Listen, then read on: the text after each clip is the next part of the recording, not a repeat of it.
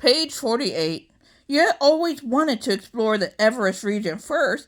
It was the area where the villages are, and the Sherpas are the most famous mountain climbers and guides and expeditions in these giant Himalayan mountains. Sanji comes from a village in the Everest region.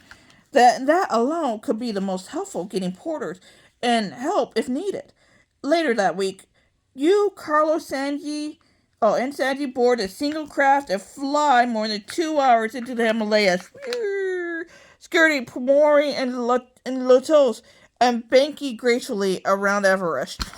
The airstrip is short and very bumpy. You marvel at the skill with the Royal Nepal Airline pilot sets the plane down ever so gently. The air is thin at this altitude of 4,000 meters, but it's clear but mountains with their snowfields and serpentine glaciers glisten and sparkle. You feel dizzy from the heights and the beauty of the scene.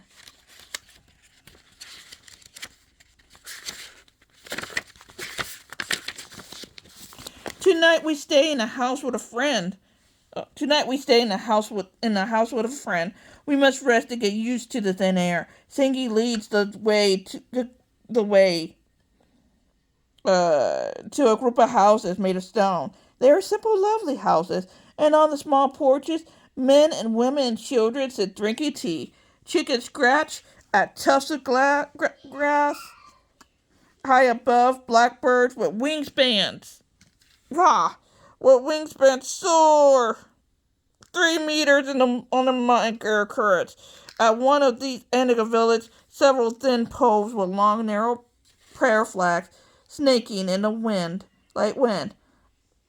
At all times, you are aware of the immensity of the mountains. You have never been anywhere quite so silent either. For 3 days, you stay in a small village, taking short walks, testing your legs and your lungs. At this high altitude, on the afternoon of the third day, Sangi tells you that you are ready. You're all strong. Your hearts have slowed down now. Your breathing is much better. We are ready to do the hard climbing at this altitude. We must hurry now. I have reports that the Yeti have been active in the Kambu icefall at Everest. He pauses and looks at you and then at Carlos. It's long and hard and dangerous in the icefall. Great pieces of ice tumble from their glaciers and piled up like children's building blocks. The ice may crack and give way when you least suspect. Many have died of ice falls. You don't know which way to turn. Suddenly, great cracks open without you. Without warning, tons of ice comes down upon you. Perhaps this is why the Yeti likes the ice fall. Few people risk going there. You understand the danger. It is well known that these regions have taken many lives. You have hoped that you could avoid the dangers of the Kambu icefall. But such recent sightings of the Yeti are tempted. What do? Do you take a risk and turn to page 88?